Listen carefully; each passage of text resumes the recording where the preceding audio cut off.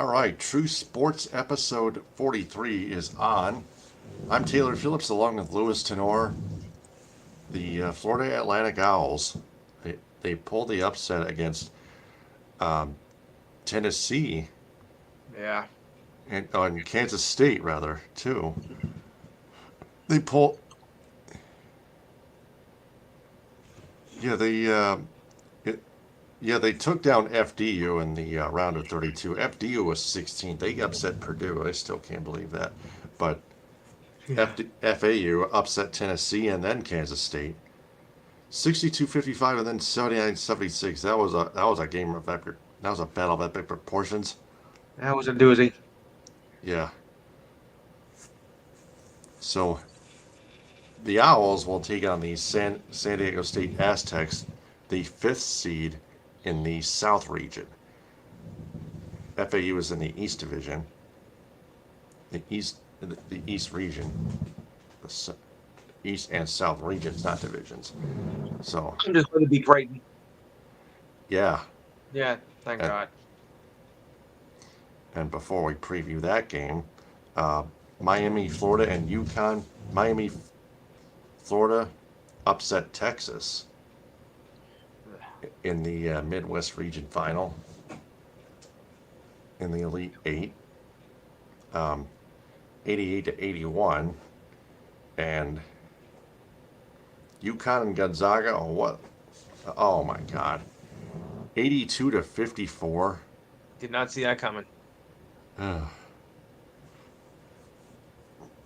Yeah, that's. This was the Elite Eight, for goodness sake. I expected to be a much closer game. Gonzaga just fell apart. They were three seeded. They got routed by number 4 UConn. Yeah. Man, I mean, we all have bad games, but all teams have bad games. But you know what? It came at the wrong time. Yeah. I The expected it to be Elite much Eight. closer. Yeah, we all expected it much closer. So, Miami, Florida, and UConn. That game between UConn and Gonzaga could have gone either way. Oh, UConn yeah. still UConn and Gonzaga each still could have had a 50. Well, they did have a 50-50 split chance Yeah. of taking it, but Gonzaga just decided to not show up. I think maybe they were running on empty after the very close game against UCLA on Thursday. I think they just ran out of gas. Oh yeah, that that Gonzaga UCLA game 79-76, I expected an that to exact be same close. I score expected that. of FAU and Kansas State. Yeah. Funny how they match.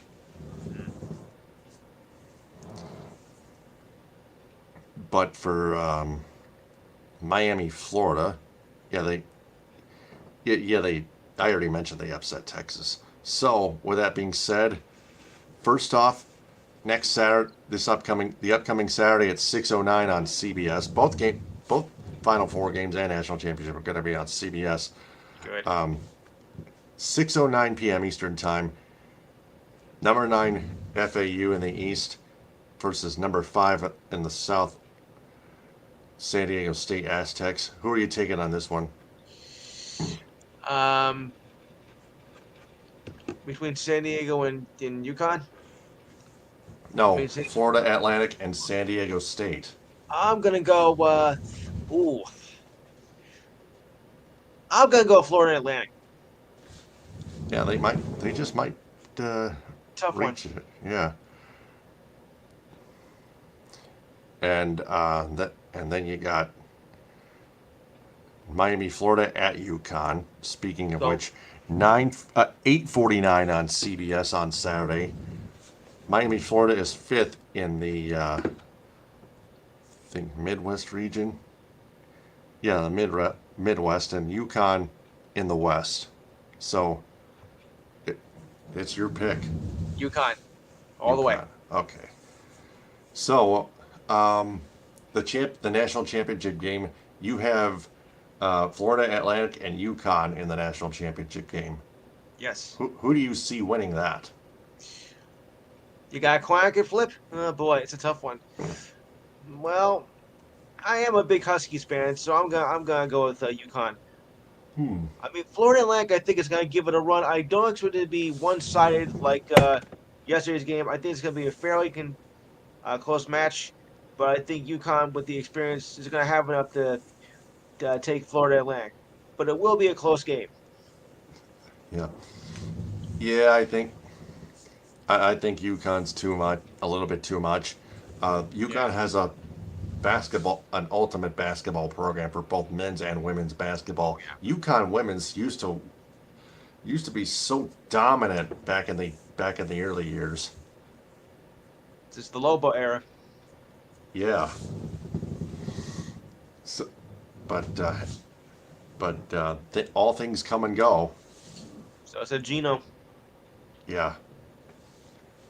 So I'm I'm, I'm gonna surprise you and pick Florida Atlantic to take the whole thing. Okay.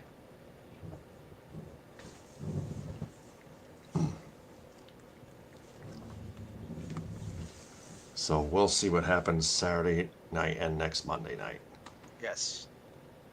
All right. So, um,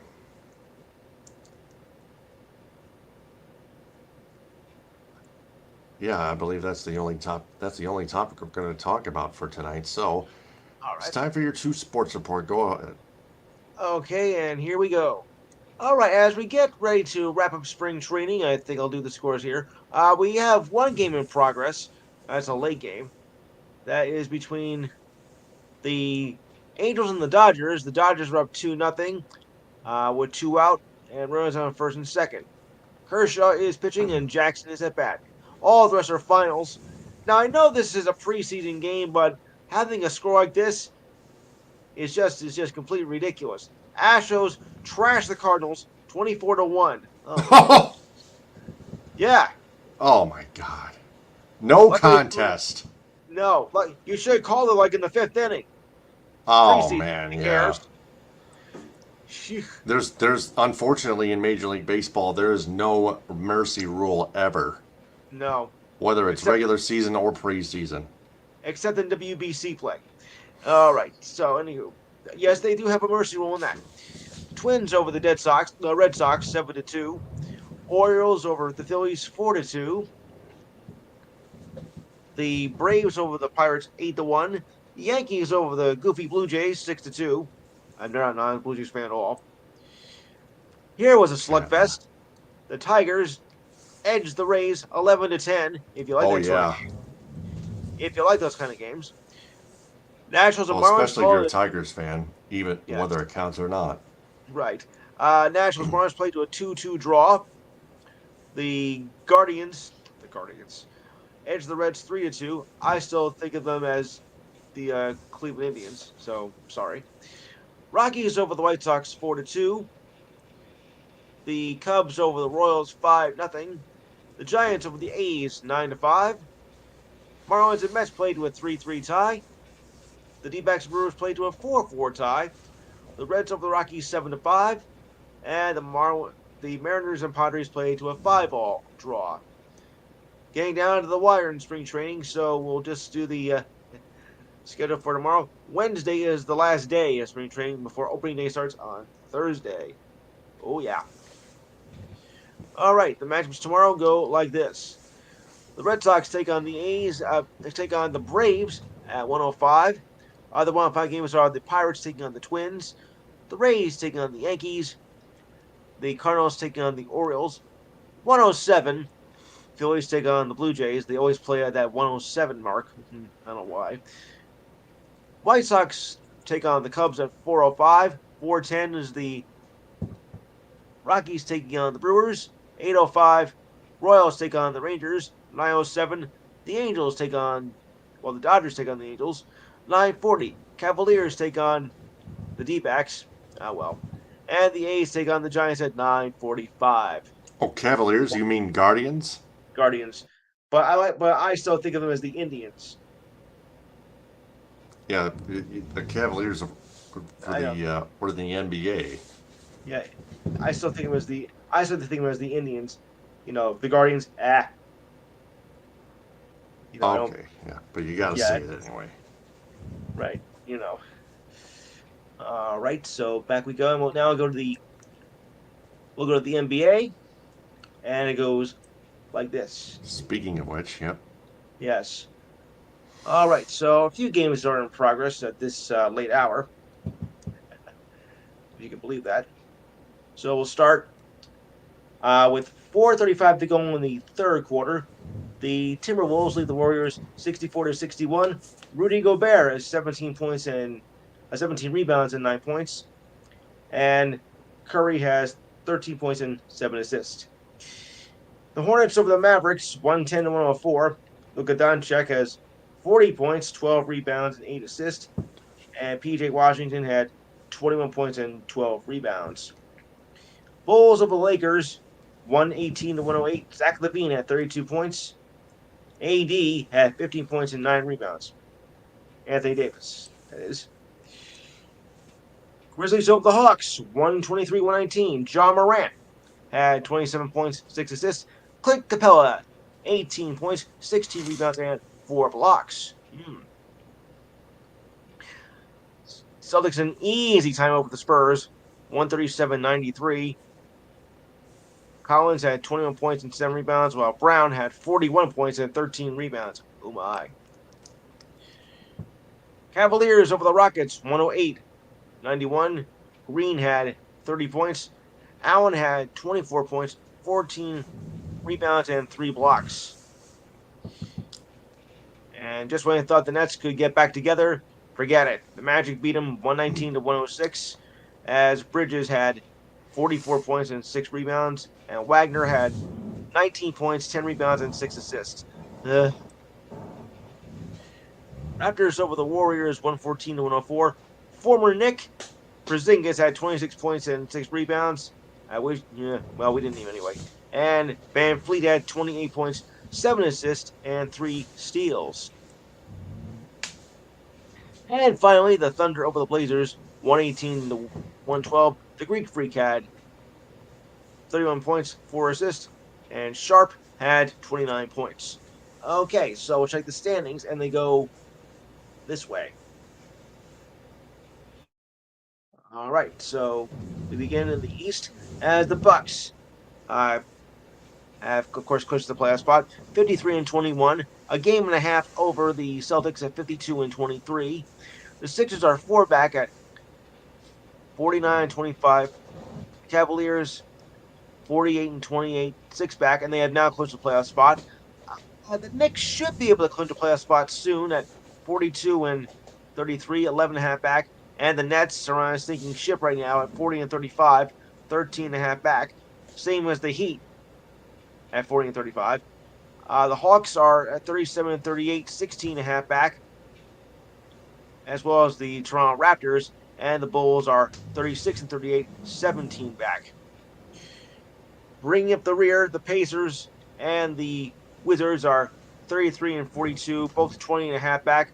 Should be on their way out soon, as well as the Magic at 32-43, 21.5 back. The teams that are eliminated now are the Hornets at 26-51, 29 back, and the Pistons at 16-58, 16-58, yeah. Yes. To the West. Okay, the Denver Nuggets are at 50-24, 3 games ahead of the Grizzlies at 47-27. The Kings, surprise team of the year, 45-29, 5 back. The Suns, 39-25, 35 back, 11 back. The Clippers and Warriors are tied at 39-36, 11.5 back. Also tied are the Pelicans and Wolves at 37-37, 13 back. And the Lakers and Thunder are tied 37-38, 13.5 back. Boy, we got a logjam here. Okay. Bring up the rear. The Mavericks are at 36-39, 14.5 back. Jazz 35-36, 15 back. The Blazers are 18 back at 32-42, likely out of a playoff scenario. And the ones definitely out are the Spurs at 19-56, 31.5 back. And the Rockets are permanently grounded at 18-57, 32.5 back. Man, whatever happened to them? Wow. Ugly. A game and a half apart between the Rockets and Pistons. Yeah, but I mean, they used to be such powerful teams back in the day. Now they're a trash heap. Understandably. Yeah, yeah. Oh boy. All right. So tomorrow's games go like this: the Bucks will take on your Pistons at 7 o'clock. The Mavericks will Forget take it. on the Yeah. Pacers at 7 o'clock. 7:30, the Rockets take on the Knicks. Good luck. The Suns will take on the Jazz at 9. The Sixers take on the Nuggets at 9:30. Your 10 o'clock games are the Pelicans versus the Blazers. The Timberwolves taking on the Kings. At 10:30, the Bulls will take on the Choke Artists, aka the Clippers. Well, they'll choke in the playoffs anyway, so that's the way I see it. All right, so in the NHL, it goes this way. A light schedule compared to yesterday, as I think everybody played. Oh boy. One late game tonight. The Blues will take on the Kings in about 10 minutes, give or take. All the rest are final as the Avalanche beat the Coyotes 4-3 in a shootout. Bruins over the Hurricanes 4-3 in a shootout, and that game went as exactly as I thought it was going to go. Two of the best teams in the league, and they play each other, and it turned to be a great game. The Canucks doubled up on the Blackhawks 4-2, and the Leafs take on the Predators. The Leafs beat the Predators 3-2. All right, so tomorrow's schedule goes like this. Another fairly light night in the league. And it goes this way. The Habs will take on the Sabres at 7 o'clock, as well as the Panthers taking on the Senators. 7:30. Oh, we got a local battle here between the Devils and the Islanders. 8 o'clock, the Kraken versus the Wild.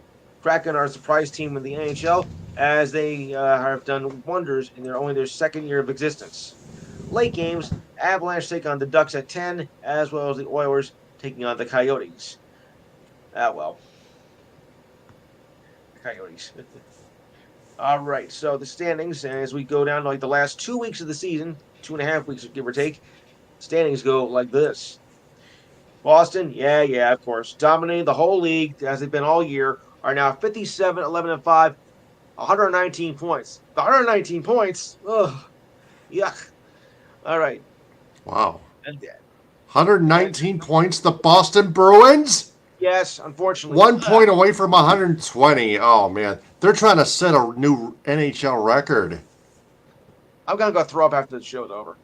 All the rest have not clinched even a spot yet in the playoffs, as the Leafs are next at 44, 20, and 9, 97 points, a distant second, if I do say so myself. The Lightning are 90 points at 42, 26, and 6. The Panthers, 36, 30, and 7, 79 points. The Sabres, 35, 31, and 6 at 76 points, an improvement over the last year. The Senators are also 76 points at 35, 33, and 5. Your Red Wings, an improvement over last year, but still 31, 32, and 9, 71 points. I call it mediocre. And the Habs, you call them the Canadians, 29, 38, and 6 at 64 points. As I mentioned, the Carolina Hurricanes are also hot this year, as they have 103 points with a record of 47, 16, and 9.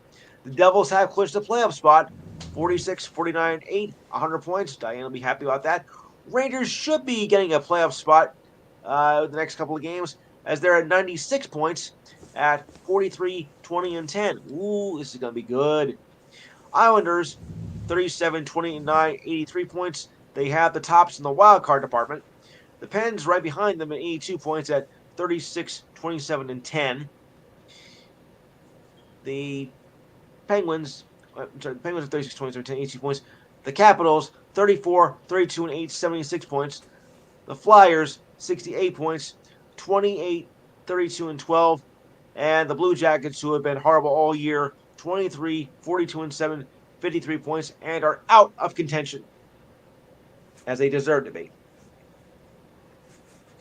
To the West, the Wild, 42, 22, and 9, 93 points. Right behind them, we got a good battle here. Avalanche, 43, 23, and 6, 92 points. The Stars, 39, 20, and 14, also 92 points. The Jets, 41, 30, and 3, 85 points. The Predators are 80 points at 36, 28, and 8. The Blues, 33, 33, and 6, 72 points. Eliminated are the Coyotes at 27, 34, and 13 at 67 points.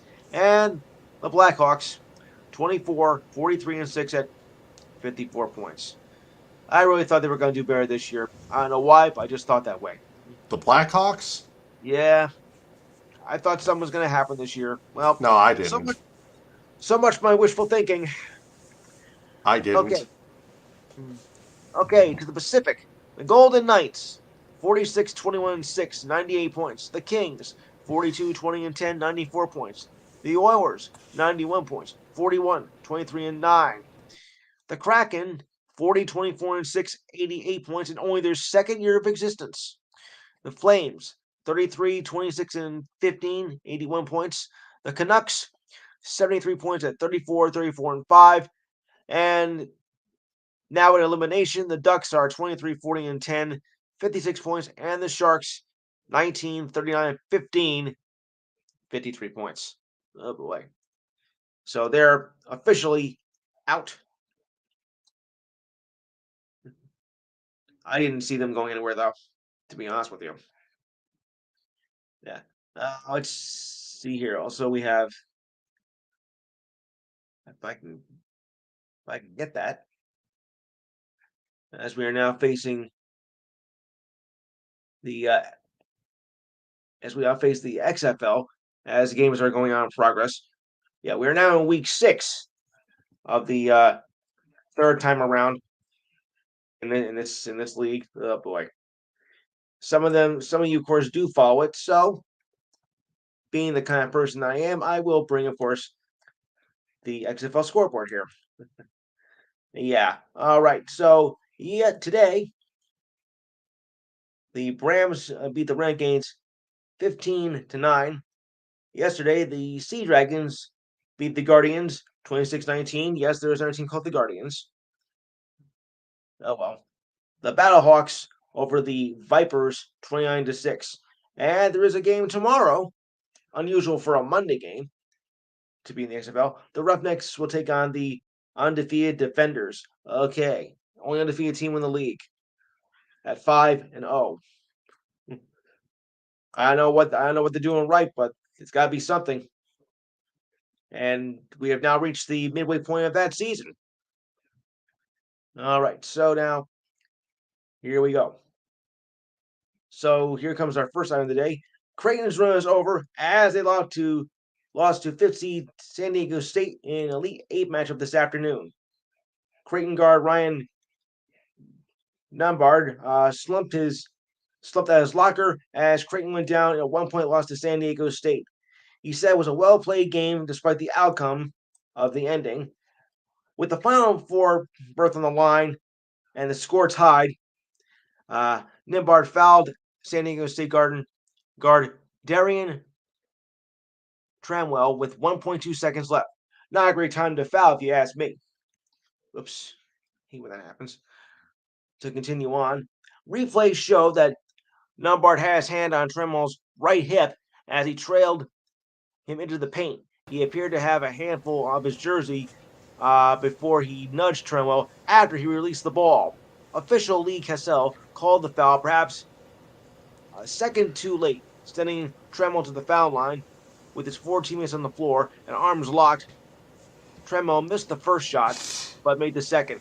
He took a deep breath as he made the second and holding up Creighton to earn their first trip to the Final Four in that school's history. Wow. Well, you paid your dues and you finally got it. Okay, Jordan Miller and Isaiah Wong rallied from a 13-point deficit at the half to overtake Texas and to head to their first Final Four. This made me sick. How do you blow a 13-point lead? Ugh. Nelchard Omar made 2 huge free throws and a huge steal near the end of the game to steal for the Hurricanes. I've seen basketball teams blow like leads of over 20 points. Yeah. Then again, And again, Texas did suffer an injury in the second half, so I think that's what did him in. Miller finished with 28 points and was 7 for 7 from the field and a perfect 13 for 13 from the foul line. Wong scored 12 of his 14 points in the second half to beat the Longhorns. It has been a tournament filled with upsets.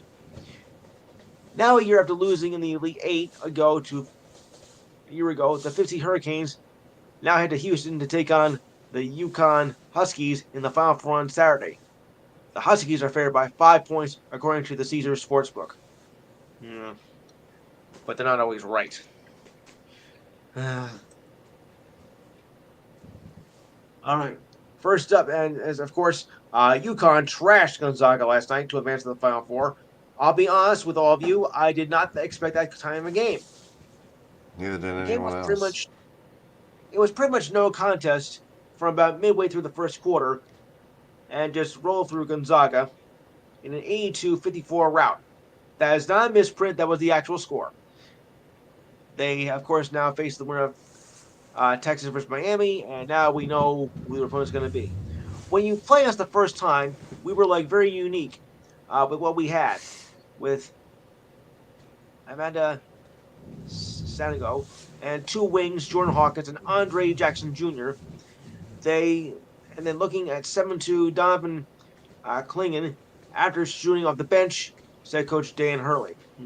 We are an elite defensive team and a top 5 offensive team, and we generally beat our opponents on the glass. It's true.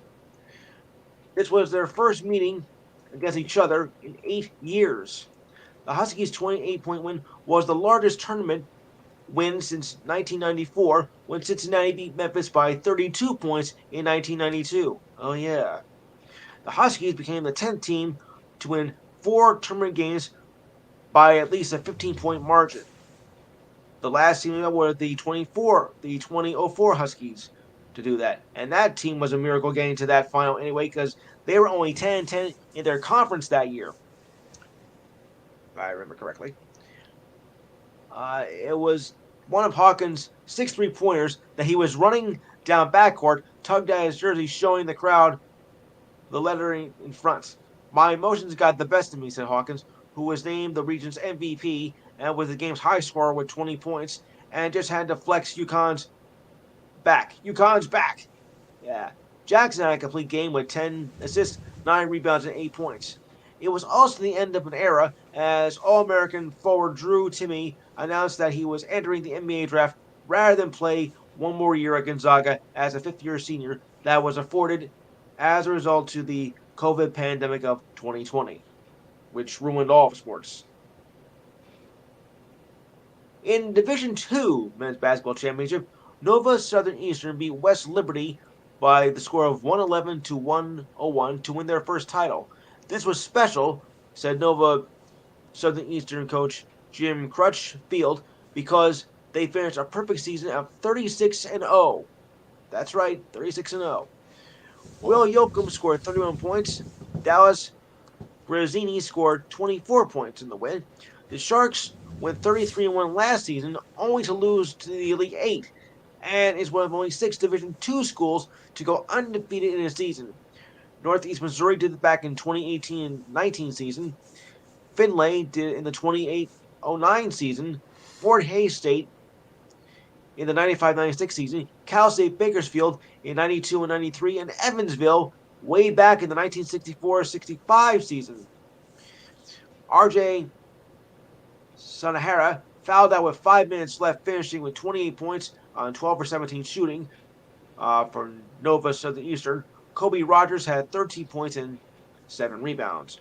Bryce Butler was the high scorer for West Liberty, who had 32 points and 9 rebounds. Sanahara made a layup scoring in the opening basket and went wire to wire. The Sharks, who went into the game leading Division II in scoring 102.5 points per game and set the record for most points by a team in an NCAA championship game, regardless of men's or women's basketball. Quite impressive there. The Bruins have suspended for AJ Green 1 game for cross-checking Montreal forward Mike Hoffman. The NHL Department of Player Safety made the announcement on Friday. The incident between the forwards occurred in Thursday's game between Montreal and Boston. Division rivals, well, you know how they can get.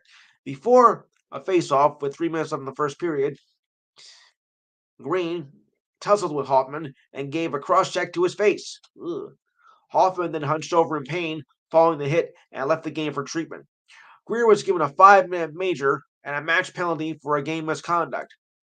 Greer had 11 points and had 5 points and 11 assists, 11 assists in a season with 5 goals in 52 games that he's played.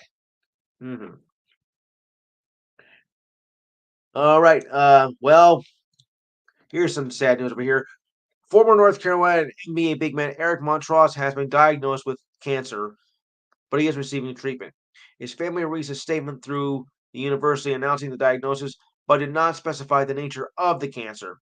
Montross is a radio analyst for UNC games and works for the Rams Club, a fund-raising arm of UNC's athletic department. It's a shame, though, he had to come down with cancer, though. Montross is a two-time Associated Press, two-time All-American with the Tar Heels. He was the starting center on Dean Smith's 1993 championship team. I remember that. Montross was selected ninth in the 1994 draft by the Celtics and has also played for the Mavericks, the New Jersey Nets, as they were at the time, the Sixers, Raptors, and your Pistons. Don't figure that out. Okay. And of course, the tournament upsets have continued as Florida Atlantic got past Kansas State, a third seed team to advance to the Final Four. This happened yesterday. Midway through the second half, Marcus Knoll caught the ball on the right wing and used a ball screen and took a step back 3-pointer over John L. Davis. The shot banged in, giving the Wildcats a 6-point lead. Knoll rounded on the court, giving the famous Michael Jordan shrug. I think you guys know what that means. It's happening. It was happening again. Suddenly, it did not. Kansas State did not make another field goal for nearly 7 minutes, with FAU going on a 15-1 run that propelled the Owls to a 3-point win over the Wildcats.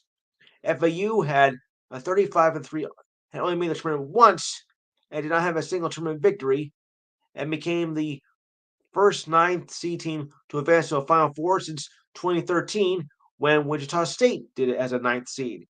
Seeding began back in 1979.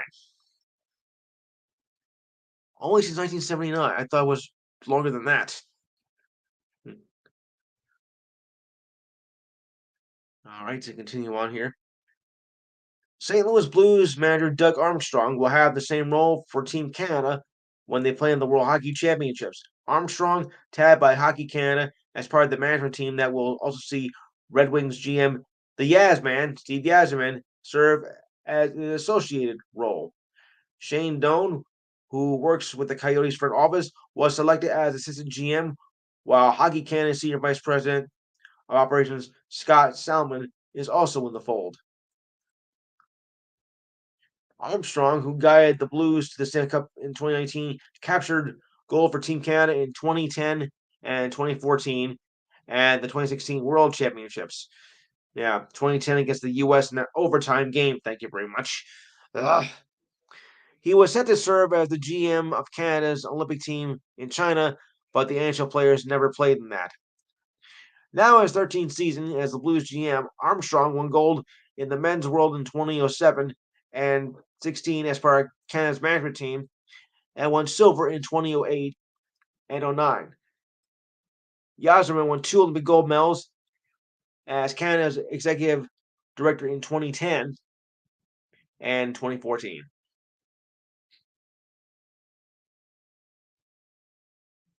Okay.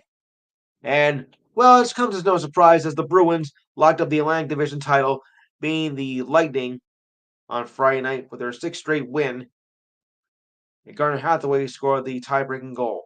This was their 56th win this season, one away from the franchise record of 57 wins back in 1970 and 71, the year after they won the Cup. and still on pace to set the all-time regular season record of 62 wins set by the 95-96 season by the Red Wings. The Lightning matched that total in the 18-19 season before the ultimate first round choke. Patrice Bergeron had a power play goal, and goaltender Lance Ulmark had 26 saves. Trey Young, the Atlanta Hawks point guard, was ejected against the Pacers after heaving a ball at the referee in the middle of the third quarter. Young was called for an offensive foul that led to a game-tying three from Tyrese Halliburton, led to a tying point leading to a Hawks timeout. Young then threw the ball in the direction of Scott Wall, the official, and then looked away before heading to the bench. Guess he didn't want to know he got caught. Anywho, Young was assessed for his 15th technical foul of the season, one away from an automatic suspension. The Hawks entered the game at 36-37, one game up over the Raptors and Bulls for the 8th seed. Young did score 21 points in 14 minutes in that game. All right, now for our idiot of the week. Arizona Coyotes minority owner Andrew Barberway was suspended by the NHL after his arrest for domestic violence. Barberway spent Thursday in the county jail after police arrested him in a hotel in Aspen, Colorado, following a strangulation charge, according to a police report obtained by the Aspen Daily News.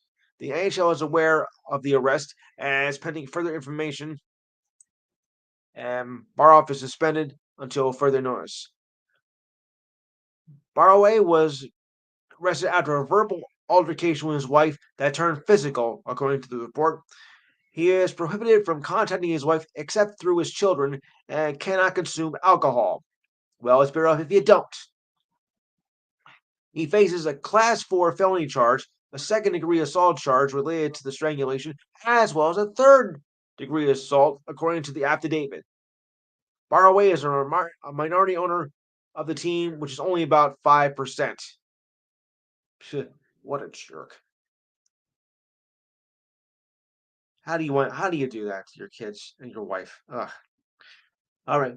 Well, you know your home team was in trouble when your fans started booing at the arena. Case in point, the home crowd at the American Airlines Arena booed loudly during a timeout in the third quarter. Oh boy. As Dallas was trailing the Hornets by as much as 18 points. We should have been booed at the beginning of the game, said head coach Jason Kidd to a Hornets team that has now sent the Mavericks to 11th in the West and as of now are out of the playing game. Well, there's still time to catch up, but still. Kidd described the Mavericks' effort as an awful pile of puke. The Hornets at 24-51, scoring 37 points despite missing 3 starters and playing in the second night of a back-to-back. To make it even worse, the Mavericks were favored to win by 16 on Friday night and was the biggest upset by any team in the NBA this season. The Mavericks have been 7-12 since Kyrie Irving joined the team, coming from the Nets, and the Mavericks management had hoped that his arrival would boost their chances, to contend this season. Oh boy, were you wrong on that one. That includes going 3-7 when Kyrie and Luka were both in the starting lineup, but both have been dealing with nagging injuries. The one bright spot was that Luka had 34 points, 10 rebounds, and 8 assists in the second game, back from recovering from a thigh strain, saying we had to play harder and show others that we care. And it starts with me first. I have to learn this by playing harder, and because this is getting rough on me. To make it even more on that, Donik was fined $35,000 for making a money gesture towards an official during a loss to the Warriors, acknowledged that he has never been this frustrated in his 5 seasons playing in the NBA. Well, serves you right, buddy. Got some men's soccer news here. Team USA got an easy win over Grenada, a 7-1 on Friday night. Their first game since the 2022 World Cup. Rico Pepe, Weston McKenzie each scored twice, and star player Christian Pulisic played a major role in the other 5 goals, including scoring one himself. With the win on Friday, the U.S. needs one more win against El Salvador tomorrow to finish at the top of the group and make the nation's floor league that will be played in June. The game felt more like a training exercise for the U.S. team against a team, Grenada, that is ranked 173rd in the world. That's right, 173rd in the world. The U.S. squad also set a new record for most goals outside U.S. soil. How about that? Well, the Lakers did make it to 500 for the first time this season. It took them only 74 games to do it when they beat the Thunder on Friday night. Now, instead of facing a deficit, we have to try to create a surplus and create a cushion between wins and losses, said by Coach David Ham. This comes after starting the season at 2-10. At the time of this report, the Lakers were 37-37, reaching the 500 mark for the first time since January of 22, with a 24-24 record. Dennis, the last time a team reached 500 this late in the season was the Miami Heat in the 2003-04 season. It took them 78 games. The Washington Bullets, now the Wizards, took 74 games in the 1988-89 season, and the Suns did in the last game of the 83-84 season. Dennis Schroeder, who replaced D'Angelo Russell with a sore hip, finished with 21 points and 6 assists. Guard Lonnie Walker finished with 20 points off the bench, despite playing 12 minutes. We are now at 500, and it's time to get on the other side and get more wins, said Anthony Davis, who scored 37 points and 15 rebounds. Unfortunately, they had a good chance against the Bulls, but unfortunately lost to the Bulls today. Yeah. So much for that. Well, the saga with Ben Simmons continues as he has been diagnosed with a nerve issue in his back, putting a serious doubt for his return. Simmons was not playing over a month with knee and back issues, was diagnosed with a nerve issue after a reevaluation on Thursday. This coming after missing 15 straight games. Before the Nets faced the Kings last week, head coach Jacques Vaughn said there was no chance that he would not play again this season. Well, maybe it'd be smart not to. The 3-time All-Star and 2-time offensive defensive selection, 2020 third-round team pick, and 2018 Rookie of the Year across his 4 years with the Sixers. Before he sat off last season after requesting a trade from the Sixers and then dealing with injuries before being traded to the Nets that same James Harden in a blockbuster trade to the Sixers. And neither one of them is doing that great. And while Simmons has returned to the court this season, his numbers are way down across the board. Only 6.9 points, 6.3 rebounds, and 6.1 assists, and only 26.3 minutes of playing time. Simmons still has 2 years on his deal, giving him $37.8 million for next season and $40.5 million for 24 and 25. Since the All-Star break, the Nets have collapsed and are now 5-11 since the All-Star break ended and are now, well, they're now 6th in the East, but they got to get their act together. Oof, do they ever.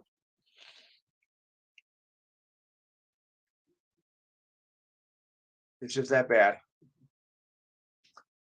As the Blue Jackets season has not been bad enough, now for Patrick Laney will be out 2 to 4 weeks after straining a tricep muscle in practice. Yet another blow to the last place team that has been plagued with injuries all season long. The Blue Jackets announced the absence on Friday before the game against the Islanders. They have 454 man games lost due to injuries, one of the highest in the league, with a horrible record of 22-41-7 at the time of this report. Lane missed 2 other stints with elbow and ankle injuries in the fall. On the bright side, he is second in scoring with 52 points in 55 games, if that's any consolation whatsoever.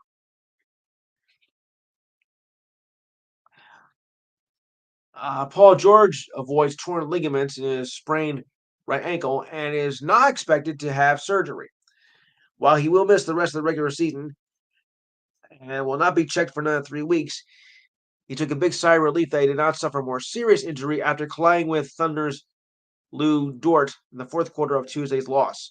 George will have to let his knee heal before being evaluated again. Once he feels his knee is strong enough, he will need time to ramp up if he's able to return in the postseason. The Clippers are fifth in the West at 30 and 35, but we're only 2 games above seventh in the play-in tournament with 8 games left. If the Clippers do clinch a playoff spot, a potential return for George is possible. His spirits are down, and Coach Tyree said expected at this point in the season when you want to help your team, but we will support him all the way through. Eric Gordon is expected to fill out the spot from George for the rest of the regular season.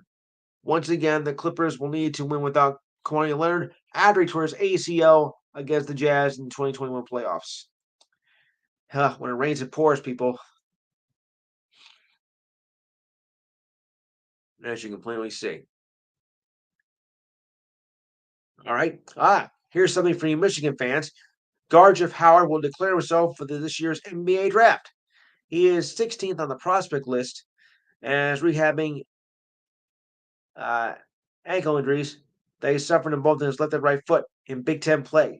The extent was not known until the end of the season and sat out the NIT tournament after consulting with doctors.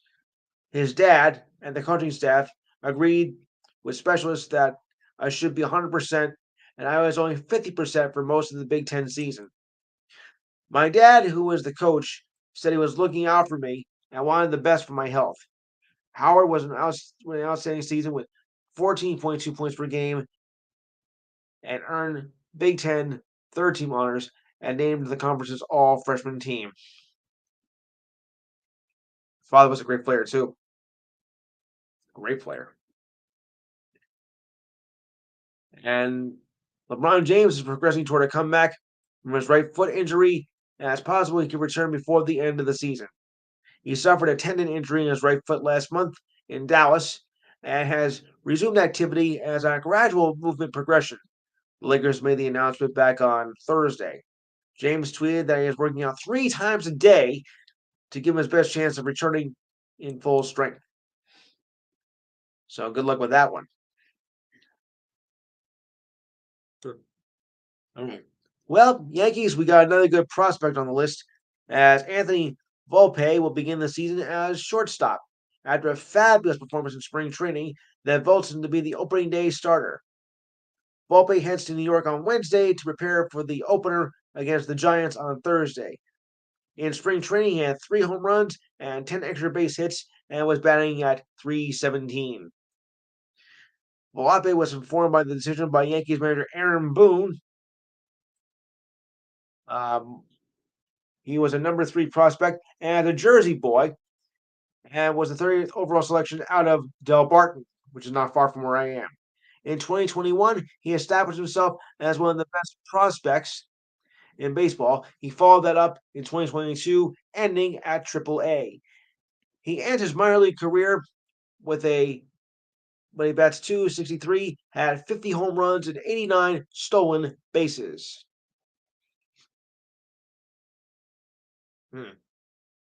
So moving on. All right. I have more news here, of course.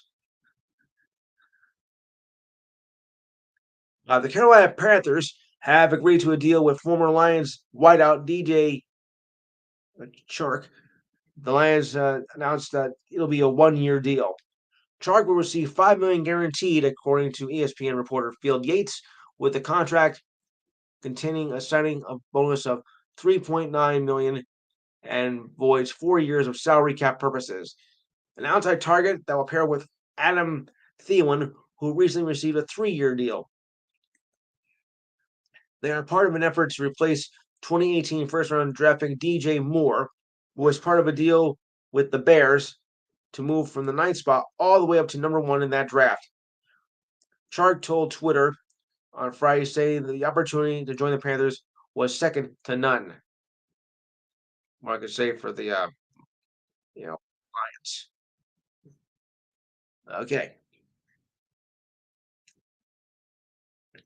Continuing on. Braves right-hander Kyle Wright, that's right with a W, will start the season on the injured list in a move that will open roster spots for rookies Jared Schuster and Dylan Dodd. The Braves said today that Wright will be placed on the 15-day injured list in order to give time to strengthen his ailing shoulder that required a cortisone shot in January. Wright will remain in extended spring training for another 2 weeks and should be ready to face the Reds on April 11th, if all goes according to plan. Okay, first up, Tigers third baseman Tyler Nevin and right-handed pitcher Michael Larson will start the season on the injured list, set by manager A.J. Hinch today. Nevin has a left oblique strain, and Lorenzen with a right groin strain. The Tigers open the season Thursday against the Rays.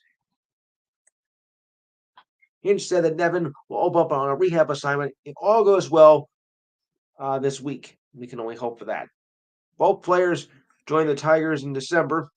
Lorenzen signed a one-year deal worth $8.5 million. In free agency, Nevin was required by the Orioles for cash considerations. Nevin hit 197 with 2 home runs and 16 RBIs in 58 games last season for the Orioles, and Lorenzen was 8-6 with an ERA of 4.24 with the Angels. Yeah.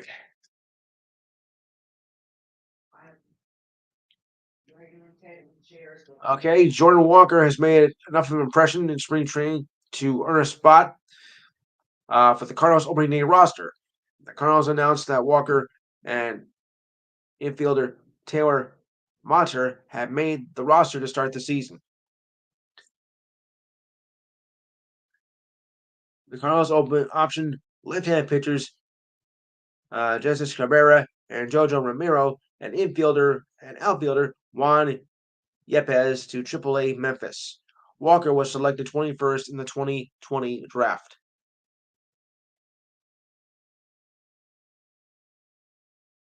Continuing on. Oh dear. Yeah. So continuing on here. The Seahawks are bringing back Bobby Wagner on a one-year, $7 million deal. The Seahawks announced yesterday that they will reunite with the greatest defensive player in their history, filling an important need in the linebacker core. The move signals that the fences have been mended following a nasty departure last season. The news broke out after safety Quentin Diggs, who has been waiting for his return since Wagner and the Rams parted ways last month. It's back to business as usual for Show Me the Money Otani as he returned to the Angels camp after his MVP performance in the WBC. 3 days after striking out Mike Trout in the final to clinch the title for Japan against the U.S., Otani was back on the field in Tempe, pitching in a minor league game against the D-backs minor leaguers. The start was enough to keep Otani on schedule for an opening day start against the D-backs. Yuck. He faced 19 batters while working on in 5 innings, walking 1, striking out 8, and allowed 4 hits, giving up a home run in the 8th. First round pick Drew Jones, Andrew's boy, hit a single off Otani. Otani only made 1 start in spring training before heading to Japan, where he pitched 9 2/3 innings and a 1.86 ERA in 3 WBC appearances.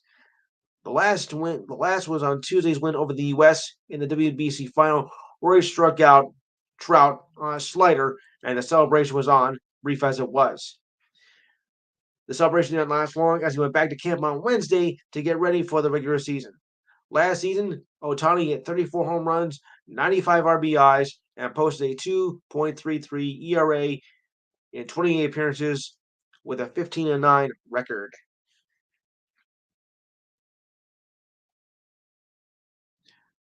Well, while we got good news for the Yankees, we also have more bad news as more injuries happen for the Pinstripers. As right-handed pitcher Luis Serviano will likely start the season on the injured list, with described as a low-grade lat strain, set by Aaron Boone. He is the latest in the starting rotation to head to the injured list, joining Carlos Rodon with a forearm injury and Frankie Montas as he underwent shoulder surgery. Boone stated that Servian won't pitch for at least 5 days. He last pitched on Tuesday in the Grapefruit League, where he struck out 9 batters, giving up 2 hits in 4 innings. The spring numbers are a disaster as his ERA got up to a 9 this season with 6 home runs. That's right, an ERA of 9. Servian missed more than 2 months with the same low-grade injury, lat strain. The Yankees exercised a $15 million option for this season after Servian went 7-3 last season with an ERA of 3.18 in 22 starts. He was to start game 2, but now will be replaced by Clark Schmidt. He was plagued by injuries from 2019 to 2021, missing all of 2020, and has only thrown a combined 18 innings in that time span. Yeah, not a good track record if you ask me. Ugh. Okay, NFL tight end. This is a sad story here. Yeah. NFL tight end Foster uh, Manu has Hodgkin's lymphoma and is stepping away from football as he undergoes treatment, he said on Wednesday. He was diagnosed following a physical by the New Orleans training staff. He made visits to the Saints and Bengals as part of free agency process. This was something of a miraculous process. Um, this free agency process has been life changing for me, as he wrote on Twitter. During routine physical conducted with the Saints medical staff, I came to learn I have Hodgkin's lymphoma and will step away from the game as I fight this opponent called cancer. Hodgkin's lymphoma, or as we used to call Hodgkin's disease, is a form of cancer that begins in the white blood cells and affects the lymphatic system, part of the immune system. It is the less common of the two general types of lymphoma, with the more common category being non-Hodgkin. Moriu played college at LSU from 2015 to 2019. He was selected by the Raiders in the fourth round of 2019. He caught 91 passes for 1,107 yards and 12 touchdowns in his 4 seasons with the Raiders. Well, we certainly wish him the best of luck.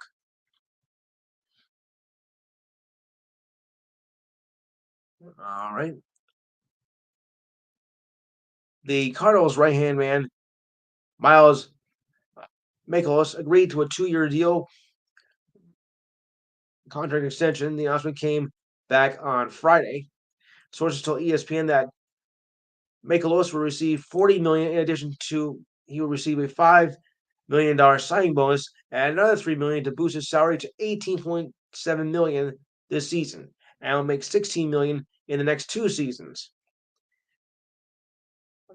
Mikolas made his second All-Star appearance last season, making 33 appearances with a 3.29 ERA, yet only had a 12-13 record. He was entering the final year of his 4-year extension that he signed back in 2019. 8 Cy Young winners are expected to start opening day, including a matchup between defending National League winner Sandy Alcantara, the 3-time honoree Max Scherzer, whose Mets will travel to Miami to face the Marlins on Thursday. MLB announced the opening day starters on Friday as part of an effort to gear up interest for the first game of the new season that will include a pitch clock. The slate features several first-class duels between Jacob deGrom in his Rangers debut, which was in doubt after tightness on his left side and delayed his first start in spring training. Phillies ace pitcher Aaron Nola is coming off a World Series appearance and will get a 6th opening day start. His 6th straight start, I should mention.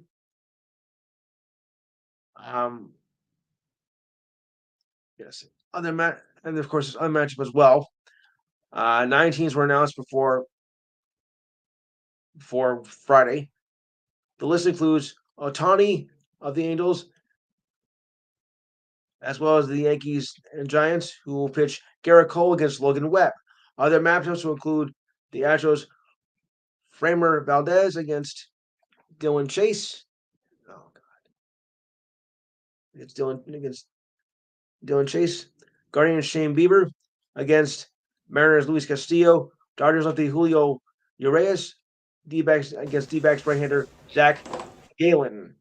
Brewers Corbin Burns will face Marcus Stroman of the Cubs. Red Sox Corey Kluber will go up against Kyle Gibson of the Orioles. So this should be a pretty good intense matchup come opening day. Can't wait. It's Braves near. closer Raciel Iglesias, who will start the season on the injured list as he came down with shoulder inflammation. Braves manager Brian Skinner said on Friday that Iglesias has a low-grade inflammation and will not resume throwing for at least the next week. The Braves open up the regular season on Thursday against their division rival, the Nationals. Oh boy, it's gonna be bad. Seager told reporters that an MRI on his shoulder revealed that there was no structural damage and hopes to be back with the Braves sooner rather than later. Iglesias was to start the season as the Braves closer after setting up as the serve-up man for Kenley Jansen last year for the Braves, who was acquired by the Angels last August. Iglesias posted an 0.4 ERA in 20 appearances before for the Braves before being traded. In his 8 seasons in the league, he has 157 career saves between the Braves and the Braves, Angels, and Reds. Braves do have multiple relievers with closing experience, AJ Minter and Kirby Yates, who led the majors in saves back in 2019. Saquon also mentioned that newcomer Joe Ramirez could be a potential closer in the absence of Iglesias. Okay, well, Tom Brady may be retiring from football, but he's still active in the sports world. The 7-time Super Bowl champion acquired ownership stake in the WNBA champion Las Vegas Aces. You heard me correct. Wow. Yeah, go figure, right? Right. So, anywho, he attended the Aces game last season and later sent Aces star Kelsey Plum a jersey and other such gifts. I wonder if that's legal, if you can accept that. I'm very excited to be part of the organization, Bray said in a statement. Bray said his love for women's sports began at a young age when I would tag along with my older sisters, who were actually the better athletes of the family. Oh, Tom, you're so modest. We celebrate their accomplishments together as a family, and they remain a great inspiration to me. I've always been a huge fan of women in sports. I admire their work. I admire the work that the Aces staff and the WNBA continue to grow the sport and empower future generations of athletes. To be able to contribute in any way to the mission would be such to be a member of the Aces organization is such an honor. Brady announced his retirement from the NFL last month after winning 7 Super Bowls, as holds several passing records throughout his 23 seasons in the league. All right, the Bucks have a new kicker this season as they release Ryan Scoop. The move will save the Bucks $3.7 million in cap space. Scoop has been with the team for 3 seasons prior to his arrival with the Bucks, averaging 78.4% of field goals from 2009 to 2019. In the NFL last Scoop, the Bucks averaged 84% from 2020 to 2022. But Coach Todd Bowles expressed the desire to improve the Bucks' long-range kicking game after last season, and it was not in Scoop's forte. He made 2 of 7 attempts from 50 yards or more last season, where he was 12 of 12 from 40 or more. Scoop nailed the kick in the 2020 opener against the Cowboys. He also made 4 field goals and an extra point in the overtime win over the Cardinals in 2022. In 50 games for the Bucks, he was 84 for 89 on field goals and 132 on 141 extra point attempts. His 384 points ranked 8th in franchise history and 6th among all kickers.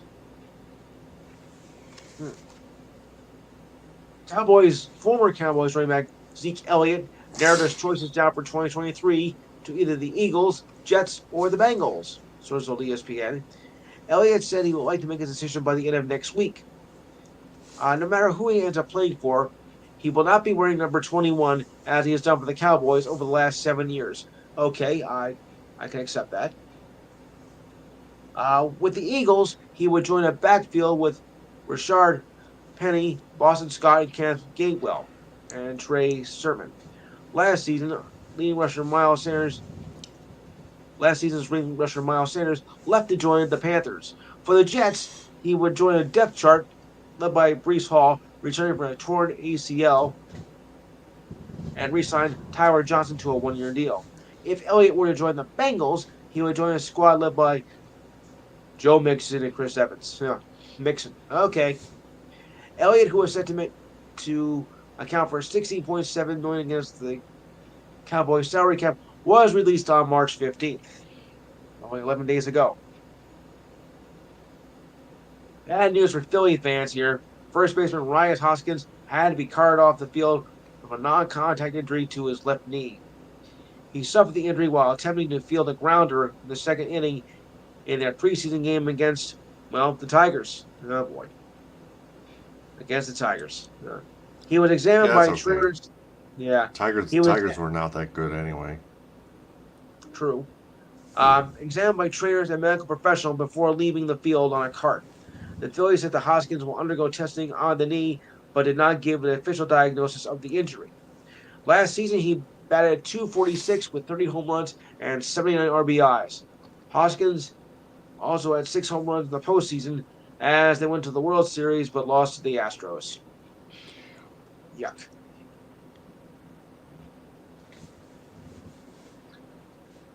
St. Louis Cardinals right-handed pitcher and Wainwright will miss several weeks of the regular season after suffering a groin strain in the WBC Classic, said by manager Oliver Marmol. He told reporters on Thursday. Wainwright, now entering his 18th season in the league, was to be the Cardinals' only named pitcher. Now heads to the injured list. Oh boy. The injury occurred during a weight room workout preparing for Tuesday's WBC final. He has thrown 15 innings this spring, 7 in the Grapefruit League, and 8 in WBC play. He last pitched in a semifinal game last Sunday against Cuba, allowing only 1 run in 4 innings, earned his second win in second starts of the tournament. He decided to return to the Cardinals for another season despite finishing 11-12 last season with a 3.71 ERA and 22 starts, where it was his first losing season where he has made at least 20 starts. Wainwright, who said he will retire after the end of the season, only needs 5 more wins to reach number 200. He is 15 away from catching Jesse Hayes for second in franchise wins for a pitcher. Bob Gibson is the all-time leader with 251. Jake Woodford is expected to take Wainwright's spot in the starting rotation, in the pitching rotation. Browns are re-signing linebacker Anthony Walker Jr. to a one-year deal. Walker visited the Commanders this week, but ended up returning to the Browns. Oh well. While Walker has returned, they lost running back D. Ernest Johnson, who signed a one-year deal with the Jaguars. Johnson only had 4 carries last season, but rushed for 146 yards and a touchdown against the Broncos back in 2021. Walker started 3 games with the Broncos last season until he suffered a quad tear against the Steelers. Without Walker, who made defensive calls for the Browns on the field, the Browns' defense sank as they gave up 202 rushing yards in a loss to the Dirty Birds. You call them the Falcons. Yep. Well, they would call the Dirty Birds. Basically, I think the Sixers are Dirty Birds too. Same thing, right? Yes, Dirty Birds. Falcons. More injury news after the World Baseball Classic has come, as Astros second baseman Jose Altuve underwent surgery to repair a fractured right thumb and won't be able to resume baseball activities for at least 2 months, said by general manager Dana Brown back on Wednesday. Altuve, who played for Venezuela in the WBC Classic, was injured last Saturday when he was hit by a 96 miles per hour fastball by Rockies pitcher Daniel Bard. The Astros said in a statement that Altuve had the surgery in Houston and will remain there as the Astros finish up spring training in West Palm Beach. He might not be able to return to the lineup until at least the end of May. Yeah, not good, not good. Well, need to be careful with ourselves. Yes. And with the addition of Nicole Harmon to the Jets, wide receiver Elijah Moore has been sent to the Browns. The Jets agreed to trade Moore and the third round 23 draft pick to the Browns for their second round 2023 pick, sources told ESPN. The Jets now hold the second and third pick in this year's drafts, number 42 and 43rd overall. Now let's see what they can do with that.